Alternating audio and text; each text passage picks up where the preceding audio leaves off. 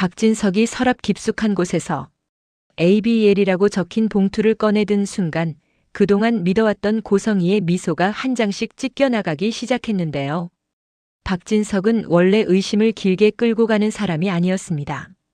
한번 마음을 정하면 끝까지 믿어주는 사람이었고 믿는 만큼 배신을 못 견뎌하는 사람이었죠. 그래서 더 무서웠습니다.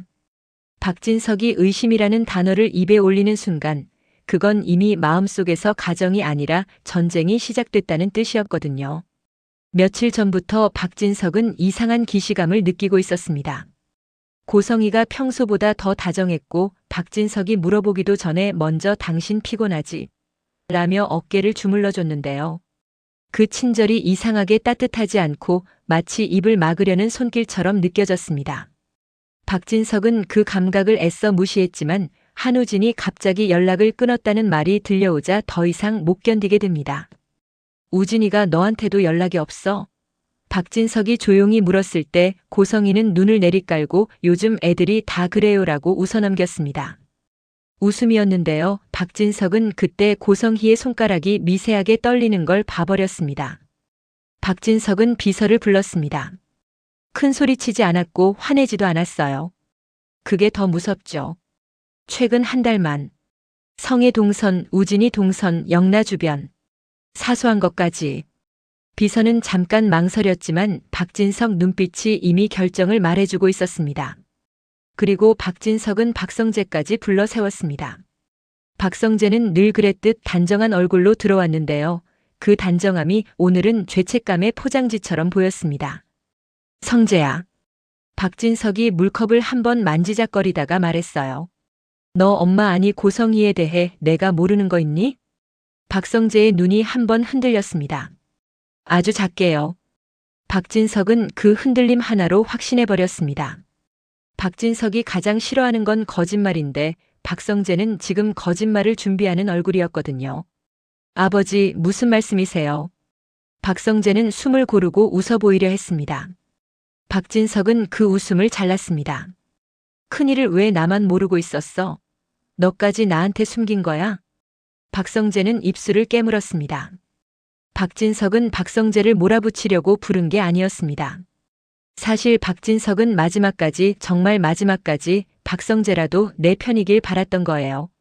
그런데 박성재가 아무 말도 못하고 서 있는 그 침묵이 박진석에겐 이미 대답이었습니다. 그날 밤 비서가 가져온 자료 중 가장 먼저 박진석 눈에 들어온 건 의외로 돈도 계좌도 아니었습니다. 고성희가 반복적으로 들렀던 장소들이었는데요. 청와대학병원도 있었고 이름 모를 법무법인도 있었고 그리고 ABL이라는 이름이 찍힌 컨설팅 사무실이 있었습니다. 박진석은 그 ABL 네 글자에서 시선이 떨어지지 않았습니다. 왜냐하면 그 단어는 박진석이 예전에, 아주 오래전에 한 번 들은 적이 있었거든요. 그거 당신이 만든 안전장치야. 누군가가 그렇게 말했었는데 누구였는지 기억이 안 났습니다. 기억이 안 나는데도 가슴이 서늘해지는 이유는 그 안전장치가 지금은 누군가의 무기가 되어 돌아온 느낌이었기 때문이었어요. 박진석은 다음 날 고성희를 일부러 집으로 불러 저녁을 함께 먹자고 합니다. 고성희는 환하게 웃으며 당신 요즘 가족 생각 많이 하네? 라고 말했는데요. 박진석은 그 말이 칭찬이 아니라 확인 사살처럼 들렸습니다. 식탁엔 박영란도 있었고 박성재도 있었습니다. 박영란은 화가답게 말수가 적었지만 박진석이 손에 쥔 포크가 미세하게 떨리는 걸 보고 눈썹이 아주 살짝 움직였습니다. 박성재는 입술을 깨물었고요. 그 세 사람의 작은 반응을 고성희는 놓치지 않았습니다. 고성희는 눈치가 빠른 사람이니까요. 밥을 몇 숟갈 먹는 동안 박진석은 아무 말도 안 했습니다. 오히려 평소보다 더 부드럽게 고성희에게 물을 떠줬어요. 그 다정함이 고성희를 더 불안하게 만들었습니다. 결국 고성희가 먼저 말을 꺼냈습니다. 당신 오늘 왜 이렇게 조용해요? 박진석은 그제야 고개를 들었습니다. 성희야, 나한테 숨긴 거 없어? 고성희는 웃었습니다. 너무 자연스럽게 웃어서 오히려 소름이 돋았는데요. 당신한테 내가 뭘 숨기겠어요? 박진석은 미소도 없이 봉투를 꺼냈습니다. ABL. 그 글자가 식탁 위에 놓이자 공기가 바뀌었습니다. 박성재가 숨을 삼켰고 박영나의 손이 숟가락을 잠깐 놓쳤습니다. 고성희는 웃음을 유지하려 했지만 눈동자에 작은 금이 갔습니다. 언제부터 이렇게 내가 모르는 이름을 내 집안에서 굴렸어? 박진석이 조용히 묻습니다. 고성희가 한 박자 늦게 대답했어요. 그건 당신 일에 도움되려고. 도움? 박진석은 고성의 말을 끝까지 듣지 않았습니다. 좋아하세요. 그 한마디가 고성희의 목을 조였어요. 박진석이 감정을 폭발시키는 대신 목소리를 낮출 때가 가장 위험하거든요. 박성재는 더는 못 버티고 일어나려다가 박진석의 시선에 붙잡힙니다. 박진석이 박성재를 봤습니다. 성재야, 너도 아는 거지? 박성재는 순간적으로 입을 열었다가 닫았습니다. 말하면 누군가가 다치고 침묵하면 또 다른 누군가를 배신하는 기분. 박성재는 그 사이에서 매일 숨이 막혔습니다. 특히 지은호가 떠오르면 더 그랬습니다. 지은호는 병원 통원을 하면서도 아무렇지 않은 척 웃고 있었는데요. 박성재는 지은호가 웃을수록 더 무서웠습니다. 지은호가 웃는 이유가 괜찮아서가 아니라 괜찮아 보여야 해서라는 걸 알아버렸거든요. 박성재는 결국 박진석에게 이렇게 말합니다. 아버지가 직접 어머니에게 들으셔야 해요. 박진석의 눈빛이 달라졌습니다. 그건 분노라기보다 배신감을 넘어선 허탈함에 가까웠어요. 그래.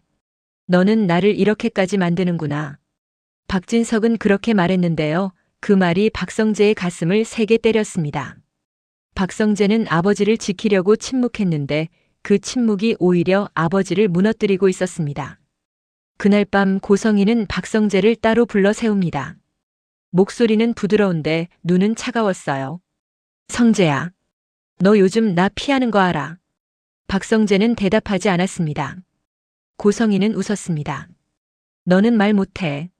말 못할 거야. 그 말이 박성재를 찌릅니다. 박성재는 억울했고 화가 났고 동시에 무서웠습니다. 고성희는 박성재가 무엇을 두려워하는지 정확히 알고 있거든요. 한우진 그리고 지은호 그리고 정순이의 결심 그 모든 게 한 줄로 이어져 있다는 걸 고성희는 알았습니다. 박성재는 이를 악물고 경고합니다. 한 번만 더 나 건드리면 그땐 진짜로 말하겠어요. 고성희는 그 경고에 잠깐 눈을 깜빡이더니 아주 천천히 고개를 끄덕입니다. 그래. 말해봐. 근데 말하면 너도 다친다. 고성희는 협박을 크게 하지 않습니다. 대신 박성재가 스스로 상상하게 만들죠. 박성재는 그 순간 자신이 고성희에게 잡혀있는 게 아니라 자기 죄책감에 묶여있다는 걸 깨닫습니다. 한편 정순이는 더 이상 미룰 수 없었습니다.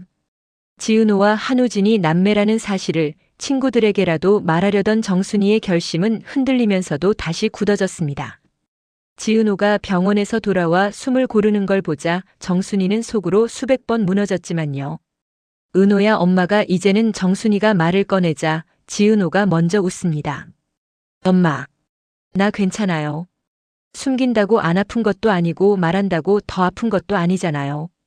지은호의 목소리는 담담했는데요. 담담해서 더 가슴 아팠습니다. 지은호는 사실 자신이 아니라 한우진이 다칠까봐 두려웠거든요. 한우진은 고성희의 아들이고 지은호는 정순이의 딸입니다.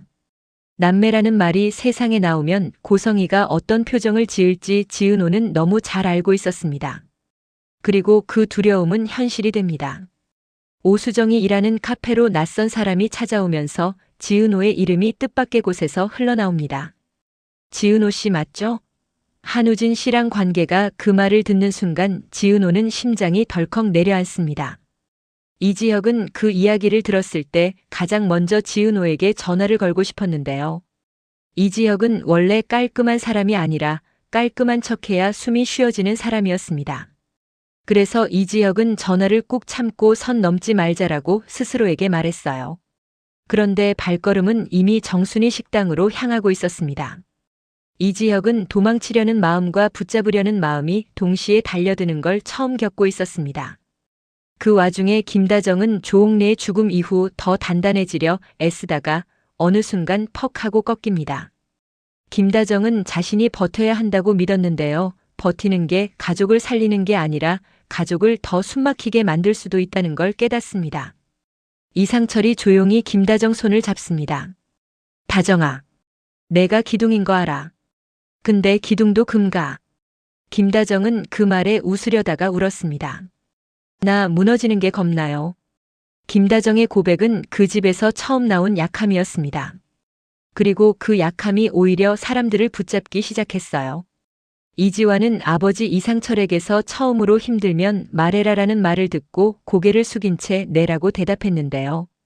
그 짧은 네 안에 이지환이 평생 삼켜온 감정이 잔뜩 담겨 있었습니다.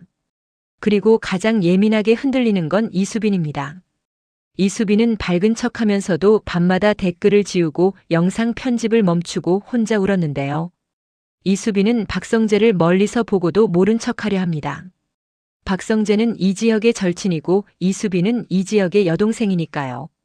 가까워지는 것 자체가 위험하다는 걸 두 사람 다 알았습니다. 그런데 위험할수록 사람은 더 끌리잖아요. 박성재는 어느 밤 술기운에 이수빈에게 전화를 겁니다. 수빈아, 내가 뭘 지키고 있는지 모르겠어. 이수빈은 그 목소리를 듣고도 바로 대답하지 못합니다. 이수빈은 마음이 움직이는데 움직이면 더 크게 다칠 것 같아서요. 결국 이수빈은 조용히 말합니다. 그럼 지금은 숨 쉬는 것만 해요. 말은 나중에 해도 돼요. 이수빈의 말은 위로였는데요. 박성재에게는 거의 구원처럼 들렸습니다. 그런데 그 위로의 순간을 고성희는 놓치지 않습니다. 고성희는 이미 주변을 다 보고 있었거든요. 박진석이 조사를 시작한 걸 알면서도 모른 척하고 박성재의 약점을 더 조여들고 박영나에게는 전시 지원을 미끼로 아버지에게 쓸데없는 말하지 말라는 압박을 돌립니다. 고성희는 가족이라는 말을 입에 달고 살지만 정작 가족을 사람이 아니라 카드로 씁니다. 박진석은 마지막으로 판을 뒤집을 계획을 세웁니다. 박진석은 고성희가 가장 두려워하는 게 사랑이 아니라 공개라는 걸 알아챘는데요. 그래서 박진석은 정순이에게 접근하려 합니다. 정순이가 지은 O-한우진 남매 사실을 공개하려 한다는 걸 알아낸 순간 박진석은 그걸 막으려는 게 아니라 오히려 먼저 터뜨려서 고성희를 흔들 생각을 하게 됩니다. 박진석이 스스로에게도 놀랐어요. 내가 이렇게까지 잔인해질 수 있나? 그런데 박진석은 잔인해지고 있는 게 아니라 이미 오래전부터 잔인한 판 위에서 혼자만 선량한 사람으로 남아 있었던 거였죠. 마지막에 박진석은 고성희에게 다시 묻습니다. 정말 나한테 숨긴 거 없어? 고성희는 미소를 지키며 대답합니다. 없어요. 당신이 뭘 의심하든 난 당신을 위해서였어요. 그 말을 듣는 순간 박진석은 웃지도 화내지도 않고 조용히 말합니다. 그래. 그럼 내가 직접 확인할게. 그리고 그날 밤 한우진의 휴대폰이 딱 한 번 켜집니다. 신호가 잡힌 곳은 청와대학병원 근처도 고성희가 드나들던 법무법인도 아닌 정순이 식당 근처 골목이었는데요. 지은호의 눈빛이 변합니다. 지은호는 숨이 차오르는데도 뛰려고 하고 정순이는 지은호를 붙잡으며 울먹입니다. 은호야, 엄마가 갈게. 지은호는 고개를 저으면서 말합니다. 아니요, 엄마. 이번엔 내가 가요. 내 동생이잖아요. 그 순간 박성재의 폰에 고성희가 보낸 메시지가 뜹니다. 입 열면 우진부터 사라진다. 박성재는 손이 떨립니다. 박성재는 이제 선택해야 합니다. 침묵해서 누군가를 지키는 척할 건지 말해서 모두를 살릴 건지. 박성재는 벽에 이마를 기댄 채 중얼거립니다. 나 더는 못 버텨. 그리고 바로 그때 박진석이 ABEL 봉투 안에 있던 마지막 종이를 펼치는데요. 거기엔 딱 한 줄이 적혀 있었습니다. 한우진과 지은호는 같은 아버지를 가진 아이들이다. 박진석은 숨을 멈춥니다. 고성희는 그 사실을 알고 있었고 박성재는 알고 있었고 정순이는 공개하려 했고 지은호는 버티고 있었는데요. 이제 박진석만 모른 채로 살고 있던 겁니다. 다음 이야기는 여기서부터가 진짜입니다. 박진석이 그 한 줄을 들고 고성희 앞에 섰을 때 고성희는 끝까지 미소를 지킬까요? 아니면 처음으로 무너질까요? 그리고 박성재가 입을 여는 순간 한우진은 정말로 돌아올까요? 아니면 더 깊은 어둠 속으로 사라질까요?